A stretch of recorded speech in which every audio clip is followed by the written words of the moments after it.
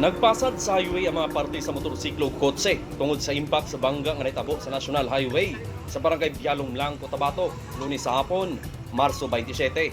Sa report sa Mlang Municipal Police Station, nagsubay sa managlaing direksyon sa highway ang motorsiklo kotse, partikular sa Mlang Matalam Road yang mi-overtake ang motorsiklo sa laing sakyanan ug wala mabantay ang kasugat nga kotse hinungdan nga nagbangga. Patay diha-diha ang rider nga gila sa Mlang PNP nga sa Eladio Parihalabayo, 29 anyos, residente sa Purok 4A Bialong Lang ug ingong kritikal ang angkas niini nga 15 anyos nga babaeng estudyante nga residente gihapon sa iskutang lugar. Ang kotse gimaniho sa usa ka road chain Sanduan Ortesa, 44 anyos, taga Purok 4A Kawa Salvacion Barangay West, General Santos City. Subayon pa sa mga pulis kung unsay tulubagon sa driver sa kotse sa maong panghitabo ug kanunayon ang pagpahimangno sa kapulisan nga mag-amping gayod sa pagmaneho ilabi na sa National Highway aron malikay sa bisan unsang insidente.